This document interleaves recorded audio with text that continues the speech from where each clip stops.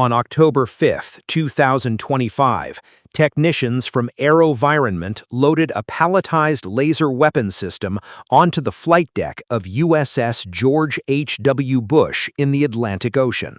The system, designated LOCUST, the laser weapon system developed in collaboration with the United States Army, tracked multiple unmanned aerial vehicles, engaged them, and neutralized them in a live fire sequence. The full kill chain, from detection to destruction, completed in a real maritime environment on a maneuvering nuclear-powered aircraft carrier. It was the first time a directed energy weapon had ever been mounted and fired from an American supercarrier. The United States Navy released no statement. AeroVironment released no press announcement. The photographs taken that day went into a classified folder, and for exactly 197 days, nobody outside the program knew it had happened. To understand why that timeline matters, you have to understand the difference between a weapons test and a strategic communication. Our military conducts weapons testing constantly, most of it never publicly disclosed, some of it released immediately, and some of it held until the moment its revelation carries maximum strategic weight.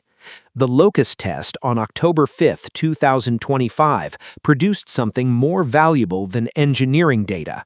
It produced confirmed operational proof that a directed energy weapon could be rolled onto any carrier flight deck without shipyard modification, connected to ship power, and used to defeat drone threats within hours of installation. That capability, the ability to convert any carrier in the fleet to a laser-armed platform without a single structural change, is the most strategically significant advancement in carrier self-defense in a generation. Announcing it on October 6th would have produced a news cycle. Holding it for 197 days produced something else entirely. AeroVironment announced the test on April 20, 2026. 4 days later, CENTCOM confirmed that USS George H.W. Bush was one of 3 carrier strike groups operating simultaneously in the Middle East, the first time 3 carriers had deployed to that theater in decades. Iran had, in the preceding weeks, launched coordinated drone swarm attacks on American naval vessels.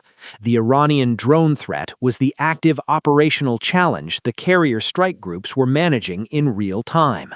And on April 20th, the United States Navy chose that precise moment to reveal that CVN-77, one of those carriers, had already demonstrated the ability to defeat drone threats with a weapon that costs effectively nothing per shot and carries no magazine limit. The announcement was not a press release, it was a deterrence signal. Every Iranian military planner who read it that morning understood the same thing simultaneously. The carrier they were targeting with $20,000 drones had access to a system that could engage every drone in a swarm for the cost of running the ship's generators. Here is the engineering insight that makes the timing the most important part of the story. The LOCUST system produces between 20 and 35 kilowatts in its current configuration, powerful enough to defeat small drones at range, but not yet at the level required for large cruise missiles. Our engineers know that. Iran's engineers know that too. But the strategic value of the April 20th announcement was never about the specific kilowatt rating.